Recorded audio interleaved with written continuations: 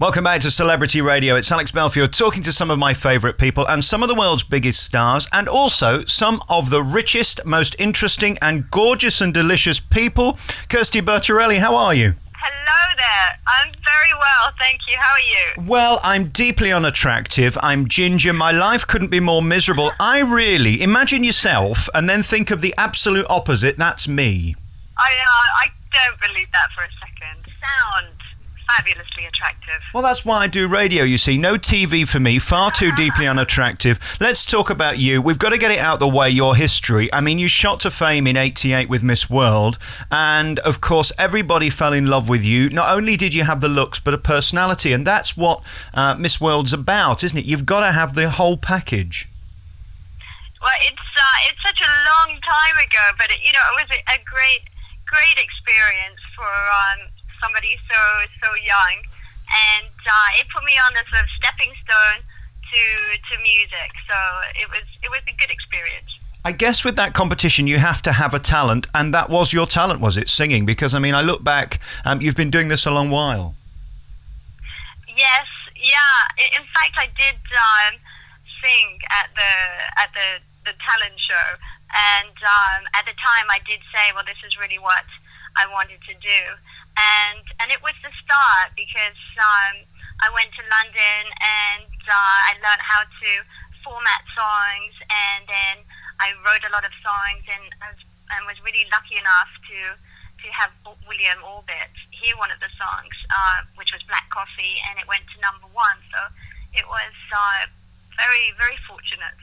When I hear that All Saints song on the radio now, it's still timeless, it's still brilliantly written, it's still sing-alongable, if you know what I mean. How do you come up with something like that? Where does it come from?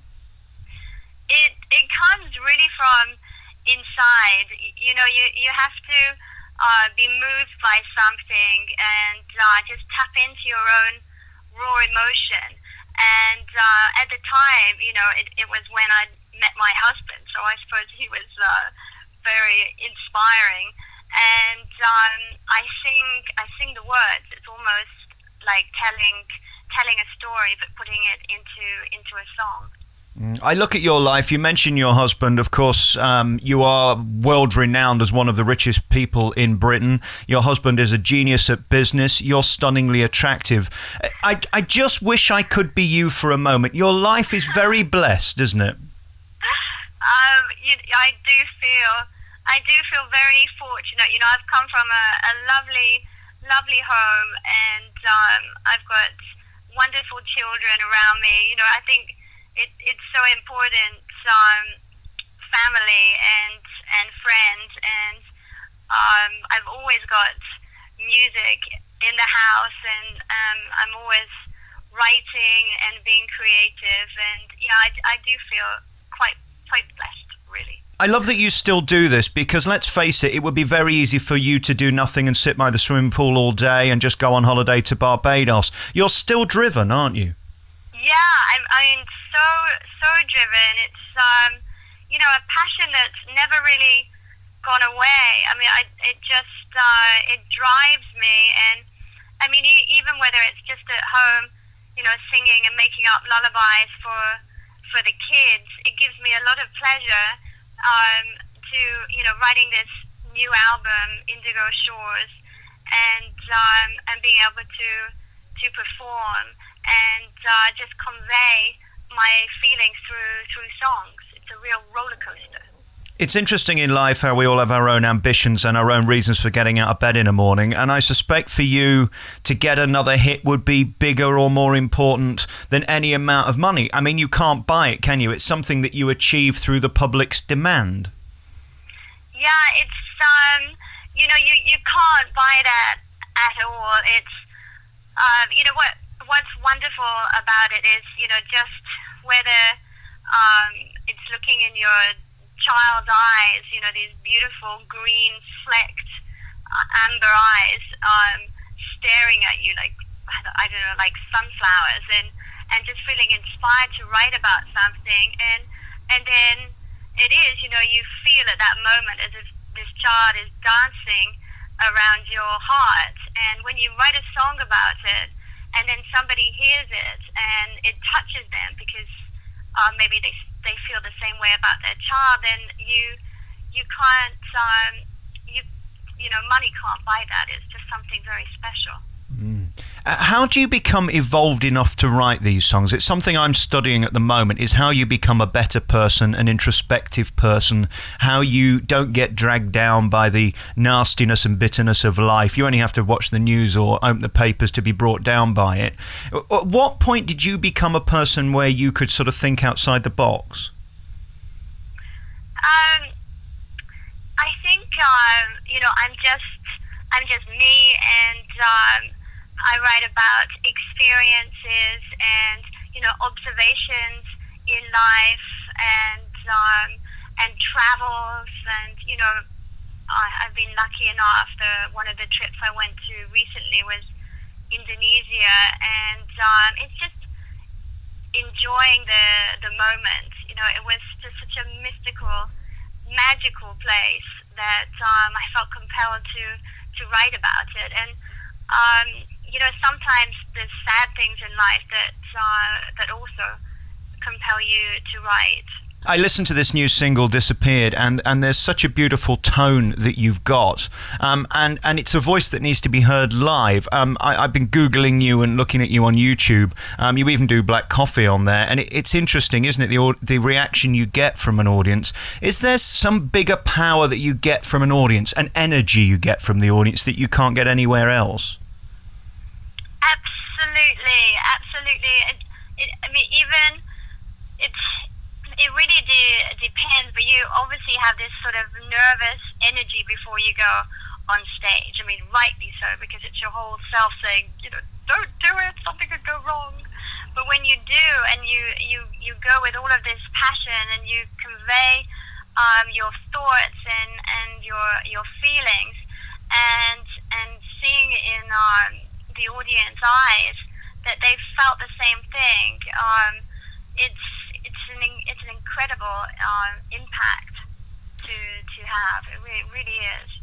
And again, looking at your life, you've been known for your beauty through your life, and now you're being known for your music. Does that mean more to you? Because I've always thought that being beautiful would be great. I'd love to try it. It's something I've never had. But at the same time, there's a pressure, isn't there, that people are continually judging you and looking at you, and every little detail of your fashion is being observed. I've never had that, so that's not a concern. Does this give you a sort of freedom? Well, it does in a way. Music does give you freedom, because you can just sing your heart out and get everything that you're feeling inside. You can just release it, and I think also with age you can kind of calm down a little bit with your looks, and I think that beauty does come from inside, and I'm sure you're not as bad as you're making yourself out. Have you ever seen Shrek, the movie? I don't believe you. Yes, no, it's true. I sit here talking to you now, and here you are, this huge success in many, many fields, and you've done so much work around the world for charity. Musically, you're fulfilled, you're bringing out this new album. What would Kirsty Roper think of you? What would the child, the 10-year-old, make of all of this? It's incredible, isn't it?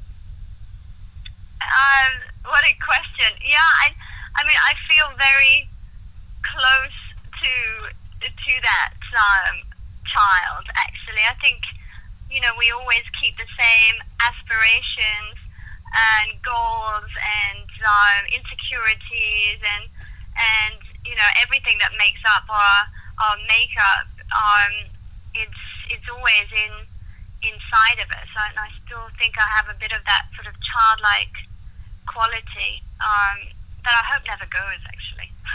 And you do sound fun. You sound like you'd be a great mother. I then have to ask how you keep the children grounded. I asked Gordon Ramsay this many years ago, and he said he always flies first class when he flies anywhere, but the kids go economy, just so they don't think that flying first class is normal.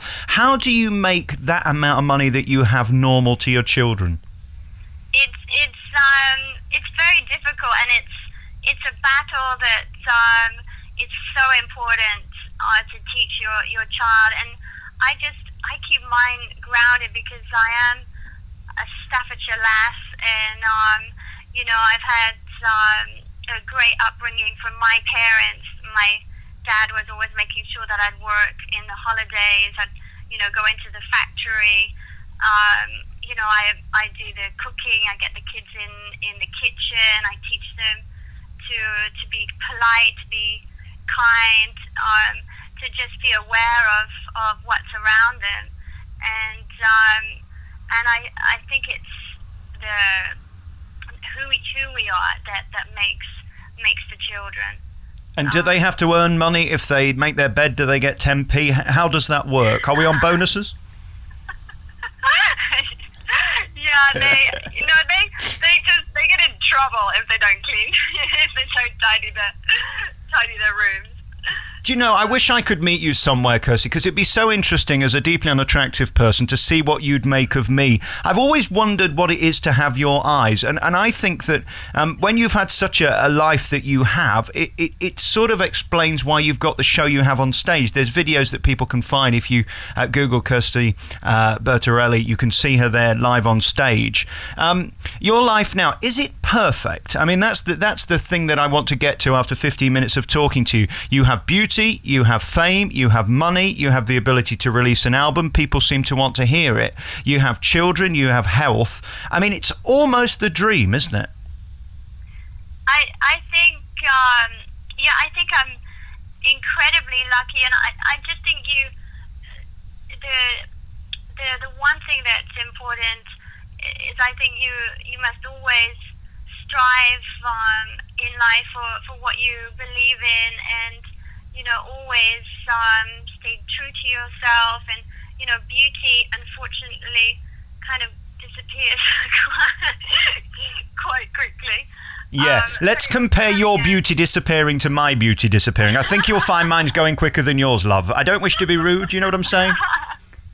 And it's having a good sense of humour. A man years ago told me if you can make a woman laugh, you can get anything. The trouble is, once I've taken my clothes off, they're still laughing. That's the problem. What does Mr. Bertarelli think of this new album and your new career, your success as a singer and a touring artist?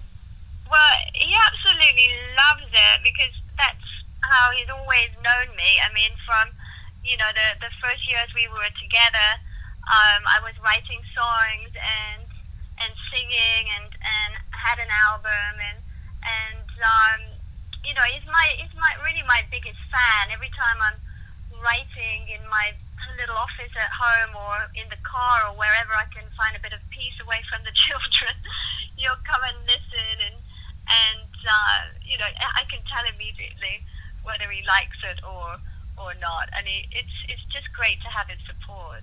Yeah. Well, I wish I could compete with him. I'd love to tell you I have money, good looks, or a large package, but I have none of that, so there's no point even trying. Listen, I've just sat and listened to this CD a couple of times. I put it on in the car. It's a good place to listen to new music, because if you're bored, you find yourself switching over to Steve Wright or something. And I stayed to the end with this new single. It really is wonderful, and it's got a very modern feel, but it's still a songwriter's song. Disappeared is out now, the radio mix. It's 3 minutes of fun and well written. Congratulations on that. Thank you so much. Pleasure to talk to you. It's lovely talking to you. As I say, if we ever meet in public, please don't laugh out loud at my disgusting looks. Not. Please, just do an ugly guy a favour, If you could just... qualities, and I'm sure a twinkle in your eye. Oh, Kirsty Bertarelli, so nice talking to you. Congratulations on your new single, Disappeared. Google her now, find out more, and I hope to see you live one day. You have a really beautiful tone and a great talent, and aside from the joking, I wish you every success. Thank you very much. Thank you so much. Take care now.